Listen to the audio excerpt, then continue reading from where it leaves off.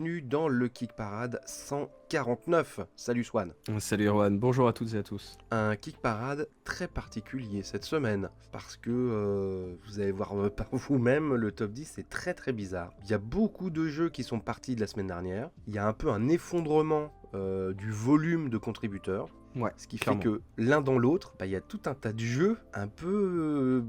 qui normalement ne devraient pas être dans le top 10. Voilà. Mais en même temps, c'est intéressant. Parce que Oui, là on va avoir des campagnes qu'on voit pas d'habitude. c'est ça. C'est clair. Donc restez branchés. Bon, comme d'habitude, les 7 premiers, on vous fait un petit tableau des nouveautés qu'on a sélectionnées. Et en fin d'émission, les 3 premiers du classement. Alors on commence par la 10e place. Et cette 10e place, elle est occupée par... C'est beaucoup de nouveaux jeux, hein, donc Divine Right, qui est un wargame à la papa. Voilà, c'est un wargame... Très bien résumé. Ouais, c'est ça. C'est un wargame qui avait été publié en 1979 par TSR. Et TSR, c'est la maison d'édition mère de Donjons et Dragons, avant que ça ne soit racheté par Wizard of the Coast, Hasbro, tout ça. Et donc c'est vraiment du grand wargame. Vous avez une grande carte avec des hexagones et des petits pions en carton carré sur lesquels il y a des symboles qui représentent vos unités et des chiffres qui représentent les statistiques de vos unités. Et je regarde ce jeu, je me dis mais ça me rappelle un truc de fou quoi. Et en fait, c'est le jeu qui a inspiré le tout premier wargame fantastique français qui est Ave Tenebrae, qui est sorti en 1982. Et pourquoi ? Bah voilà la connexion, c'est que Ave Tenebrae a été créé par un monsieur qui s'appelle François Marcella Froideval, et que ce monsieur a travaillé pour la TSR. Il est parti aux États-Unis, il a travaillé pendant quelques années pour Gary Gygax et son équipe sur Donjons et Dragons, et il est revenu en France après, et il a lancé Ave Tenebrae. Et on ne peut... la liaison entre les deux jeux est flagrante. C'est-à-dire, si vous connaissez Ave Tenebrae, ou si vous avez un âge avancé comme moi, n'est-ce pas ? Et que vous avez joué à Ave Tenebrae, eh ben vous allez retrouver totalement les connexions avec ce Divine Right. Voilà. Moi, Ave Tenebrae a fait la joie de mes week-ends de gamin, hein, parce que c'est le genre de wargame, tu le laissais installer pendant 2 jours, en fait. Tellement c'était long, les règles étaient imbuvables, t'avais des centaines de petits pions en carton sur ta carte. Et là, c'est la même chose. Hein. C'est la même chose. Alors, évidemment, c'est plus du tout moderne, c'est plus du tout actuel. Je pense que là... Bon, voilà, quoi. Bah, C'est d'un autre temps, Après, mais... il l'assume complètement, Oui, et oui, c'est même un argument marketing, quoi, en tout à disant fait. c'est le jeu de 1979, on a peut-être dépoussiéré 2-3 trucs, mais l'idée c'est que vous retrouviez le plateau, les sensations du jeu de base. Il parle aussi des différents romans qui sont sortis, Oui. qui ont un peu développé le lore de l'univers, et l'idée c'est de dire, voilà, en gros on a envie de faire revivre la licence, mais pas totalement de la dépoussiérer, vraiment de la faire Ouais. réapparaître dans le monde moderne, avec toute la nostalgie et toute la vétusté du jeu de base. C'est une stratégie qui peut fonctionner. Je pense qu'il y a beaucoup de... Oui, il parie sur la nostalgie et je pense que la moitié des gens qui vont le backer vont jamais le sortir de leur bibliothèque, enfin de leur ludothèque, pardon. C'est vraiment une petite Madeleine de Proust que tu gardes précieusement comme une relique. Par contre, ce qui est très cool, c'est que en 2024, tu peux faire des cartes en néoprène. Donc il y a un tapis néoprène et j'aurais adoré avec les copains avoir un tapis néoprène à l'époque parce que nous c'était une grande carte en papier toute fine qui s'usait avec le temps où les pions en carton glissaient sur les jointures qui remontaient parce qu'à force d'être pliés... Et voilà, donc le néoprène, je pense que ça facilite grandement ce genre de jeu. Donc si vous prenez le jeu, faites l'effort, mettez un petit peu d'euros en plus pour prendre le néoprène, je pense que ça vaut vraiment le coup. Voilà, en tout cas c'est rigolo quoi, Divine Right. Il en est à 543 contributeurs, donc voilà, ça c'est le billet d'entrée pour le classement de cette semaine, donc vous voyez c'est très bas, et on dirait une espèce de kick parade du mois d'août, hein, presque. Oui, un peu. C'est étonnant, mais vous allez voir, comme ça il y a plein de jeux un peu originaux à découvrir. Allez, 9e position, c'est Wolf Days, Cat Days and Dino Days. Easy Coffee Table Games. 13 775 €, 552 contributeurs. Il est là pour une dizaine de jours. Bon, c'est du jeu familial, jeu de cartes, avec des illustrations, on va dire, approximatives. Minimaliste. Après, l'idée de cette campagne, il l'assume dès le départ, c'est pas tant de proposer un jeu complexe, etc. C'est plus de lever des fonds pour une association qui s'appelle Far Place Animal Rescue, donc qui est une association états-unienne, il me semble. Voilà, l'idée c'est de dire ils font une collecte de fonds et en échange ils proposent des petits jeux qui vont pouvoir se jouer en solo ou se comboter. Donc On n'est pas non plus sur du jeu extrêmement complexe, mais l'idée c'était de se dire, bon, il y a quand même une bonne intention derrière, ça vaut quand même le coup d'évoquer ce jeu, voilà, dire qu'il existe. Voilà, c'est à partir de 6 ans, hein, donc c'est vraiment, vraiment du petit jeu, quoi. 8ème place, eh ben, on retrouve ton petit jeu japonais là, à Cornisme. 569 contributeurs, 23 595 euros. Alors voilà, on n'aurait jamais cru que ce jeu rentrera dans le top 10. Hein. Ah bah, d'ailleurs, dans n'importe quelle autre semaine, circonstance, c'est un jeu qui serait resté dans les nouveautés. Voilà, bah écoutez, tant mieux, ça nous permet d'en reparler, un peu de la proposition qui est faite. Bon, il reste plutôt modeste. Au niveau des stretch goals, ils ont beaucoup mis en avant du coup les traductions. Je crois qu'ils viennent de débloquer la langue allemande. Ouais. Donc il y a le français aussi qui a été du fait. français, ouais. Il y a du français et ils ont débloqué aussi un mode solo. Voilà. Donc ça c'est fait.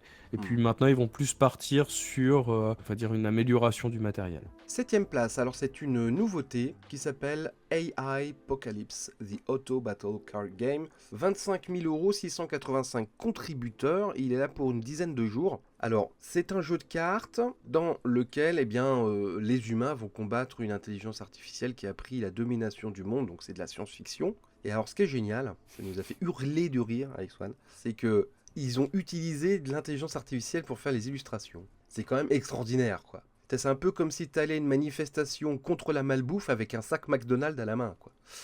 C'est génial. Donc, voilà. Donc, je trouve ça d'un cynisme, enfin, vaut mieux en rire, quoi. Mais bon, après, le jeu en lui-même a l'air très cool, hein. Moi, j'aime beaucoup. Vous allez avoir des équipements, voilà, vous avez des équipes d'humains pour combattre l'intelligence artificielle. Vous avez des grilles avec des numéros, hein, qui sont les statistiques, donc vous les mettez sous les cartes des personnages pour évaluer ce qu'ils peuvent faire en stats. Le jeu a l'air vachement intéressant, puis il se joue en solo, hein, évidemment aussi. Mais voilà, c'est le seul. Enfin voilà, c'est vrai que ça nuit quoi. un petit peu au message. principe du jeu. Bah oui. C'est vrai que c'est assez étrange de se dire en fait, on va sortir un jeu où on va combattre de l'intelligence artificielle. Et c'est vrai qu'ils font. Pour le coup, ils sont assez transparents. Hein. Bah ouais. Ils disent voilà comment on a procédé, comment on envisage les choses, etc. etc. Pourquoi pas? Mais. Pourquoi dans ce jeu-là? C'est bizarre. C'est comme si c'était Skynet qui faisait tu vois, C'est ça. qui faisait le jeu. Ah bah c'est pas bien les robots par cette grande entreprise qui crée des robots. Enfin, ouais. Non mais alors ceci dit, les illustrations sont très cool. Hein. Oui, elles sont cool et d'ailleurs ils expliquent un petit peu la manière dont ils ont procédé, comment ils ont retouché, etc.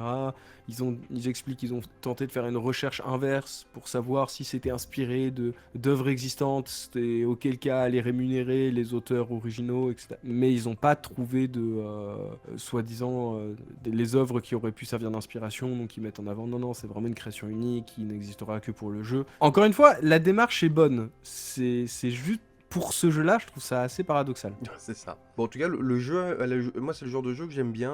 En plus, c'est vraiment de la hard SF comme j'aime. De la hard SF apocalyptique. Donc, vraiment tout ce que j'aime, quoi. Il y a plein de matos que tu peux mettre au personnage. Ça, c'est cool. Il y a plein de trucs, plein d'équipements complètement délirants. Donc, non, le jeu a l'air vraiment très bien. Mais bon, c'est juste que, voilà, c'est juste ce petit détail qui est un peu bizarre, quoi. En tout cas, il est 7ème cette semaine de Kick Parade. Allez, on passe à la 6ème place avec un petit jeu qui s'appelle Bugs Snacks. Voilà, qui en a 37 000 euros, 1179 contributeurs. Il reste là presque un mois. Mais bon, à mon avis, il va vite se faire injecter. Mais c'est tiré d'un jeu vidéo indépendant qui était sorti l'année dernière. Non, mais qui n'a pas fait qui n'a pas fait grand bruit, on va dire, dans lequel vous interprétez des espèces de villageois bizarres qui capturent des insectes composés à base d'aliments pour se nourrir. Et en gros, le principe du jeu, c'est la transposition de ça dans un jeu de cartes avec une rivière de cartes représentant les différents insectes qui vont apparaître, et vous allez utiliser, vous, les cartes que vous avez en main pour réunir les conditions pour pouvoir les attraper et pouvoir scorer en fonction des créatures que vous avez réussi à attraper. Bon, D'accord. c'est très simple, c'est très classique. Il y a quelques petits rebondissements avec des créatures qui vont arriver avec des traits particuliers, qui vont demander d'être encore plus exigeants pour pouvoir les attraper. Donc est-ce qu'on attend d'avoir la bonne combinaison de mains pour pouvoir capturer les grosses créatures qui vont scorer, ou plutôt essayer d'enchaîner les petites pour essayer de gagner un maximum de points rapidement. Ouais. C'est pas... Ouais. En fait, ce qui est assez particulier, c'est de vouloir tout de suite essayer d'imposer cet univers qui n'a pas non plus eu un retentissement énorme dans le monde du jeu vidéo. D'ailleurs, je suis quasiment sûr que beaucoup d'entre vous n'ont jamais entendu parler de ce jeu. Ils sont incapables de faire le lien entre le jeu de cartes et le jeu vidéo. C'est un peu bizarre. 5e place, c'est un nouveau jeu également qui s'appelle Awkward Guest 2, The Buried Cases. Donc ça veut dire qu'il y en a eu un numéro 1. Avant. Hein. Voilà. Donc c'est un jeu d'enquête. Oui, qui se joue exclusivement à 2. Chacun va interpréter différents personnages. Il y a un meurtre. Enfin, d'un côté, il y a un joueur qui doit tenter de faire le meurtre parfait qui ne peut pas être élucidé. Et de l'autre, un détective qui va essayer de mettre en avant tous les éléments qu'il peut trouver pour essayer de découvrir qui est le tueur. Donc on est dans une espèce de Cluedo amélioré avec un petit côté presque un peu jeu d'échecs, parce que chacun doit abattre ses cartes. L'idée d'interpréter plusieurs personnages chacun fait qu'en fait on ne sait pas sur lequel il faut se concentrer. Ça permet de brouiller les pistes. C'est plutôt rigolo, le design est assez amusant. Cartoon, hein. Après, le souci, je trouve, moi, c'est ce côté monochrome gris-rose. C'est pas toujours très lisible. En vrai, quand tu regardes la partie jouée et tout, alors après, c'est peut-être de loin, etc. Mais ça manque d'éléments qui ressortent un peu plus. C'est un peu dommage de ce côté-là. Mais je trouve que la proposition est plutôt rigolote. Voilà, si vous cherchez... Si vous avez un partenaire avec qui faire des parties rapides et que vous avez envie de mener l'enquête, ça peut être une bonne proposition. Yes. Allez, on tombe un petit peu sur nos pattes à la 4e place, puisque c'est un titre qu'on a déjà vu, c'est Reign of Hades. 167 000 €, 1303 contributeurs, et il est là pour encore une petite semaine. Donc ce jeu, il avait été un peu... il avait démarré un petit peu mollement, parce qu'il était tombé dans une semaine avec des gros trucs. Et finalement, là, dans cette semaine un peu creuse, il tire son épingle du jeu. Donc il y a évidemment une montée phénoménale. Il a gagné beaucoup de place. Mais bon, voilà, 1300 contributeurs, ça fait le truc. Je pense qu'ils auraient aimé plus de contributeurs, pour être honnête. C'est vrai que c'est bizarre que c'est pas tirer son épingle du jeu. Je pense que ça s'explique déjà par la boîte qui est très mise en avant, mais que je trouve un peu fade. Ouais. Tu sais, c'était un peu comme Anachronie. Ouais, c'est les auteurs, vrai. une partie des auteurs d'Anachronie. Anachronie, c'était très fadasse. Et c'est vrai que là, t'es quand même dans un univers qui est très riche, quoi. Tu dois descendre dans le Tartare avec des dieux grecs déchus, etc. Enfin, c'est un peu bizarre de se retrouver sur quelque chose d'assez simple. J'irais même jusqu'à dire simpliste des fois dans certaines illustrations. Et tu dis, voilà, c'est un jeu qui va être basé énormément sur les cartes, sur les plateaux personnages. Et ça donne pas très envie. Après, quand tu te penches un peu sur le gameplay, la manière dont ça va jouer, etc., ça peut être assez stylé en réalité. Ah ouais, mais je pense que le jeu est plutôt bien foutu. Mais c'est vrai qu'il y a... Mais bon, Anachronie, c'était pareil. Tu regardais le truc, tu faisais un peu... Et puis en fait, le jeu est très bien. Ok, on va passer aux nouveautés de la semaine. Il y en a quand même aussi. Alors ici, il y en a un quand même qui est au pied du top 10 cette semaine. C'est Tokyo Capsule Hotel, qui est fait par Jordan Draper et qui est un obsédé du Japon. Il fait que des petits jeux autour du Japon. Et là, dans Tokyo Capsule Hotel, vous allez évidemment construire et gérer vos hôtels à Tokyo, vos fameux capsules hôtels, qui sont des... Bon, je pense que tout le monde est au courant. Des hôtels... avec très peu d'espace, globalement un peu comme dans le 5e élément. Je sais pas si vous voyez, quand il monte dans le vaisseau, il s'installe dans une espèce de capsule sur laquelle il dort et voilà, c'est ça. Capsule Hôtel. Et donc ce jeu, il est très original. Moi je trouve que c'est très original. Pourquoi ? Parce que en général, les city builders en jeu de société, c'est une catastrophe. Parce que c'est très difficile à faire. Et entre autres parce que tu te retrouves toujours avec des tuiles carrées ou rectangulaires ou à peu près. Et du coup, on a toujours à la fin cet esthétisme d'urbanisme américain, qui est vraiment pas l'urbanisme le plus passionnant de la planète, l'urbanisme américain. Et là, c'est pas du tout le cas. Et il a trouvé un moyen de le faire qui est vraiment intéressant. C'est que les immeubles, parce que tu ne construis pas que des hôtels, tu as tout un tas d'immeubles que tu peux mettre autour de ton hôtel pour monter la valeur de ton hôtel, et ils sont de formes différentes. Et en fait, tu vas construire sur un terrain que tu vas tracer toi-même avec un stylo sur une feuille. Il y a des feuilles exprès hein, avec un fond. Et donc, le terrain que tu dessines peut être de n'importe quelle forme. Tu vois, t'es pas obligé de faire un truc carré. Et du coup, tu peux adapter, tu mets dedans les immeubles que tu veux. Puisque c'est du terrain en fait. T'as pas besoin de remplir absolument le terrain. Ce sont des zones. Donc, vous avez plein de petits bâtiments qui sont faits, je pense à l'imprimante 3D. Et vous en avez de plein de formes, plein de hauteurs, et ils sont tout petits. C'est ça aussi la solution, c'est vraiment tout petit. Et du coup, ça donne un truc hyper original. Et là, c'est la première fois. Alors, je sais pas ce que vaut le jeu, hein, vraiment, il faudrait l'essayer, mais c'est la première fois, moi, en tant que fan de City Builder, hein, moi, je suis un énorme ex-joueur de SimCity 4, le meilleur SimCity du monde, et je ne veux même pas avoir une Il y a pas de discussion débat. là-dessus. Voilà. C'est la première fois que je retrouve un peu cette sensation de complexité urbanistique dans un jeu de société. Donc voilà, donc à suivre pour les fans de City Builder, je pense qu'il faut se pencher dessus. Alors après, il y a toute À une... savoir que, Ouais, ouais, que ça s'inscrit dans la série des Tokyo Series, il me c'est semble. ça. Ils en avaient fait avant avec le système de métro. C'est ça. C'est de la gestion, voilà. quoi. Exactement, très inspiré effectivement de l'urbanisme tokyoïte. C'est ça. Et il y a aussi, bon alors ça c'est peut-être moi ça me branche moins dans le jeu, mais il y a aussi toute une partie, on va dire monopolienne, hein, c'est-à-dire où tu revends tes terrains, machin, d'un côté spéculation, tu vois. Ça reste quand même un jeu de pognon, pas entièrement d'urbanisme, mais bon, voilà. Mais qui reste très thématique. Exactement. Parce que l'urbanisme à Tokyo, il y a un vrai sujet autour de l'acquisition des terrains, pour la fabrication des bâtiments. Il y a des spots où ils ont perdu qui est le propriétaire, et du coup le prix il grimpe, et personne ne sait quand le prix va retomber pour pouvoir essayer d'accéder. Donc il y a plein d'arrangements. Il y a les maisons de Yakuza hein, qui se sont beaucoup reconverties aussi dans la rente immobilière. Hein, et tout ça, c'est des éléments où il y a énormément de magouilles, et c'est rigolo qu'ils l'aient intégré à leur jeu, même si effectivement vu de loin il y a un côté un peu Monopoly. Je trouve que ça reste très thématique. Le jeu est à 46 balles, alors malheureusement la page est très mal faite, vous n'avez pas l'info de la TVA, vous n'avez pas de shipping. On continue sur Kickstarter, du coup je vais un peu enchaîner rapidement, parce que je trouve que les deux autres sont moins intéressants. Vous avez un jeu de contrôle de territoire qui s'appelle Netharnia Collapsing World. Là qu'on est à 141 contributeurs. C'est un jeu allemand dans lequel vous allez incarner des factions sur une carte d'un monde qui a été fracturé par une espèce de cataclysme en fait. Et donc vous allez essayer de prendre les territoires de l'autre. C'est ultra classique. La seule originalité du jeu, c'est que la carte du monde est composée de tuiles et que les factions dans le lore ont appris à terraformer le monde. Donc vous allez pouvoir remplacer des tuiles de terrain par d'autres. Vous allez pouvoir mettre soudainement un océan entre vous et votre ennemi pour vous protéger. Voilà, c'est la seule originalité du truc. Sinon, c'est pas très beau. Franchement, les meeples en bois, ils sont à la limite du risible. Ça fait pas très sérieux. Je suis désolé, hein, c'est un peu méchant, mais bon, bref. Et puis, l'utilisation d'intelligence artificielle à gogo dans les illustrations, c'est insupportable. Encore une fois, c'est pas l'utilisation de l'IA en elle-même, hein. C'est vraiment l'utilisation de l'IA et pas réfléchir derrière, quoi.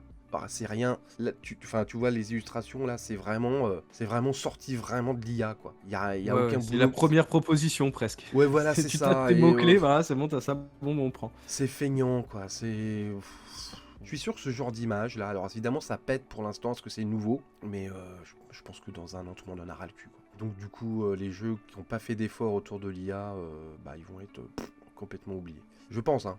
Donc voilà, donc c'est Netharnia, pas grand chose de nouveau, si ce n'est le remplacement de tuiles pour terraformer la carte des combats. Et enfin, amis fans de métal, j'ai trouvé un jeu pour vous, toujours sur Kickstarter, s'appelle Gods of Metal Eternal Vigilance Tour. Alors lui, il en est à 24 contributeurs. Donc c'est un jeu de cartes dans lequel vous allez incarner un groupe de métal qui va devoir composer les meilleures chansons, avoir la meilleure musicos, faire les meilleures tournées afin de combattre les dieux du mal qui se sont réveillés, qui arrivent par une porte dimensionnelle. Ouais, je te jette le pitch à la gueule, Swan, tu vois. Non, je t'ai plus. Et donc voilà, bon, c'est un clin d'œil, le jeu a pas l'air incroyable, mais bon, c'est marrant. Là pour le coup, c'est pas de l'IA et ça se voit aussi. C'est un brin amateur sur les cartes, mais je trouve que ça a plein de charme. C'est un capital sympathie assez élevé, je trouve. Voilà, Gods of Metal, si vous êtes fan de métal, je pense que pour un cadeau ou pour un pote qui est fan de métal, ça peut être un beau cadeau, surtout que le jeu est pas ultra rush, hein, je crois que c'est genre dans les 20 balles. On va finir sur Game on Tabletop, et je vais te laisser la parole. Alors oui, très rapidement aussi, Lucky the Games a lancé sa campagne pour la localisation de Sleeping Gods Distant Skies. Je connais pas. Donc c'était une campagne qu'on avait déjà étudiée dans Kick Parade, mais uniquement pour sa version en langue originale, hein, donc en anglais. Donc c'est le dernier jeu de... Aujourd'hui, il y en a un autre qui est sorti entre-temps, mais l'une des propositions de jeu de Ryan Locat, hein, qui avait été connu pour Near and Far, Sleeping Gods, Above and Below, etc. Donc c'est un développeur qui est très connu parce que il fait tout seul, les illustrations, la musique, la narration. Il a un style qui est vraiment à lui. Le mec Donc est là, une IA, quoi. Exact, à lui tout seul. Limite, ça se trouve, c'est lui qui est derrière ChatGPT, tu sais. Mais là, il propose une version, donc je précise, qui est un standalone par rapport à Sleeping God, c'est-à-dire que vous n'avez pas besoin d'avoir le jeu de base, qui est sorti et qui est disponible en boutique également, mais et que tu as. Voilà, et que j'ai. Exactement. Là, vous avez la possibilité de repartir sur une nouvelle campagne avec un nouvel équipage, une nouvelle ambiance. En fait, même 2 nouvelles campagnes, puisque dans la première campagne de Sleeping Gods, il avait proposé une édition un peu standalone, print and play, qui s'appelait Primeval Peril. Je pourrais tenter de le faire en anglais, on laisse tomber. Et lors de la campagne de Distant Sky, il avait proposé en version boîte, et là, ils ont eu l'autorisation de eux aussi proposer le jeu. Donc, vous avez 2 jeux en un. Donc voilà, si vous aimez l'exploration, l'aventure, la narration, vous allez trouver tout ce que vous voulez là-dedans. Mais moi, j'y ai joué à Sleeping Gods, enfin j'ai joué à beaucoup de jeux de Ryan Locat. J'aime beaucoup l'ambiance, l'exploration, la narration, tout ça fonctionne toujours très bien. Mais il faut quand même savoir que c'est toujours un peu plus faiblard en termes de gameplay. Ça devient assez vite redondant. En fait, ce qui nous porte, c'est vraiment la narration plus que le gameplay. Et que, en tout cas sur Sleeping Gods, je trouve que l'installation est un peu laborieuse. Et c'est vrai que c'est des jeux où quand vous n'avez pas beaucoup de temps, que vous passez déjà une demi-heure à réinstaller le jeu, en plus c'est beaucoup d'icônes, donc il y a quand même pas mal d'allers-retours systématiquement dans les règles, etc. Ça peut être assez... c'est assez chronophage comme jeu. Donc vraiment à conseiller aux fans de jeux pour qui la narration est l'élément essentiel. Et là-dessus, par contre, vous allez être satisfait, il n'y a pas de débat, c'est toujours très bien fichu. Voilà. Donc, et du coup, par rapport à 7ème continent, par exemple, qu'on peut un peu comparer. Oui, alors, c'est de l'exploration, c'est moins punitif que le 7ème continent. Le fait de passer par plusieurs petites missions fait que tu sais toujours à peu près où tu vas, et en fait quand tu arrives dans un nouveau lieu, c'est là que tu vas découvrir de nouveaux éléments. C'est-à-dire que t'as pas ce côté d'aller-retour, bon, en fait tu sais pas trop si tu vas trouver quelque chose, et après t'as plus de cartes pour pouvoir jouer, donc t'es mort et tu reprends tout à zéro. Et du coup tu refais la même chose en essayant d'optimiser ton chemin, ce qui moi avait fini, et d'ailleurs beaucoup de gens avaient fini un peu par lasser sur le 7ème continent.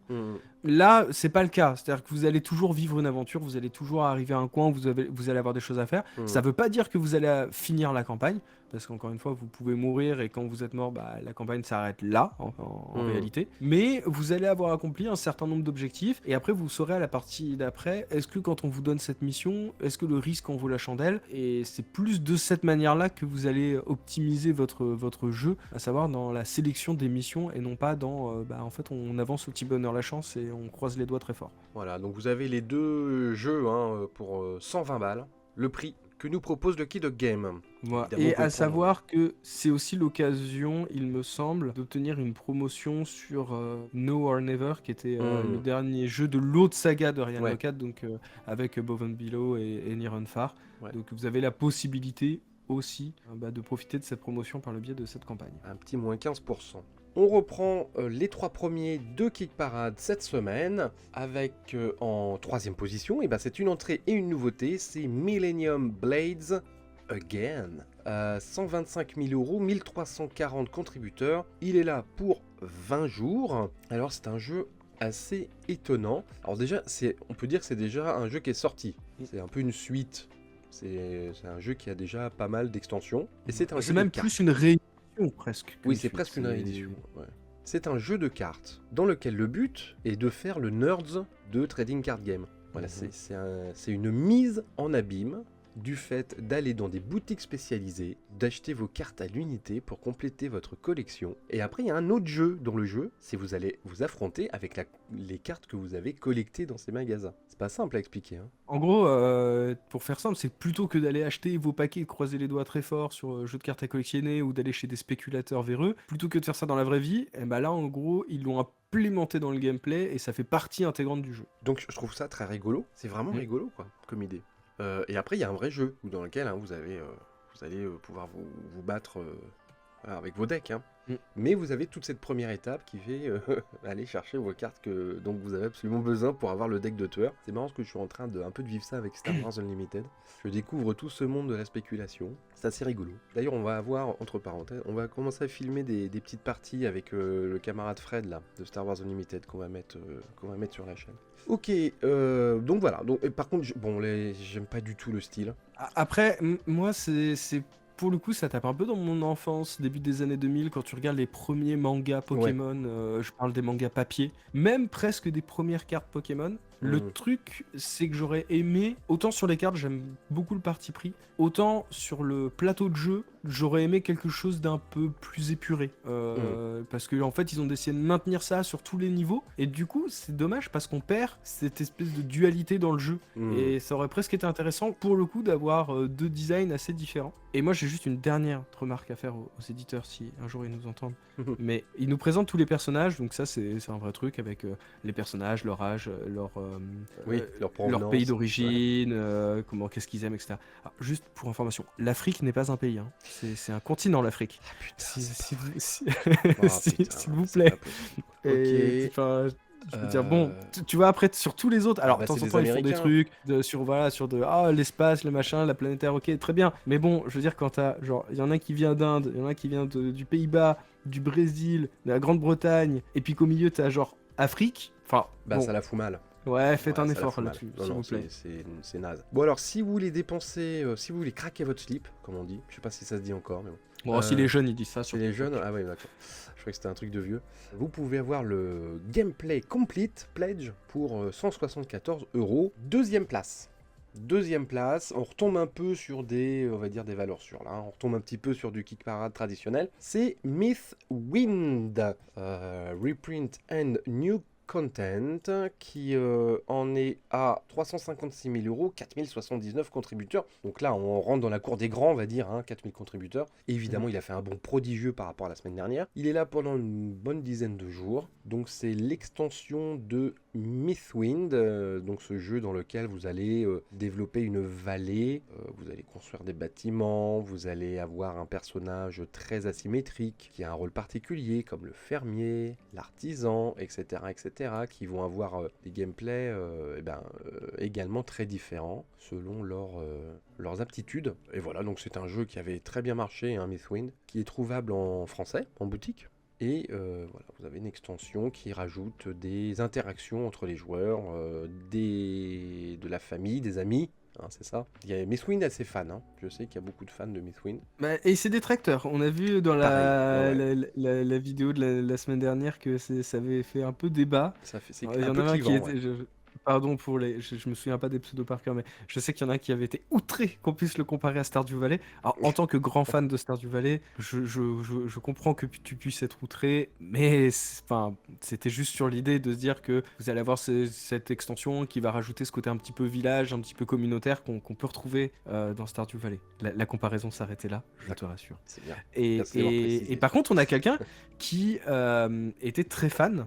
Et qui est un peu désespéré de ne pas avoir de VF pour l'instant sur la campagne. Bah écoute, Don't Panic Game n'a encore rien dit à ce propos, je crois. Bah, c'est vrai que comme là, en plus, ils sont sur le lancement de leur campagne, je pense qu'ils doivent avoir concentré toute l'énergie là-dessus.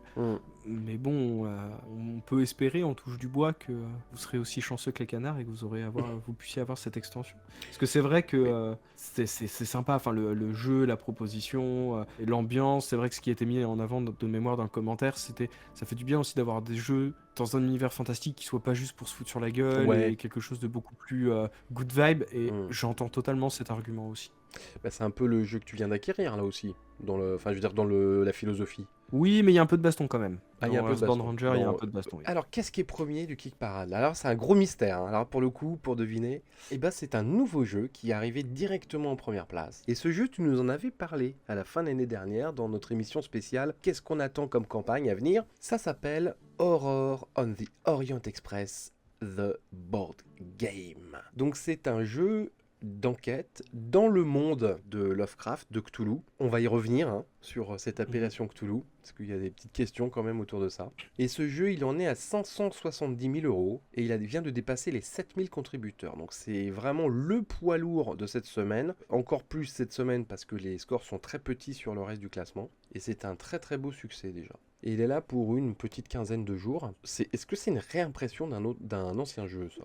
Oui, Oui, c'est on est une d'accord. réimpression d'un ancien jeu qui lui-même était adapté d'une campagne de l'appel de Cthulhu, Hmm. mais vraiment modernisé.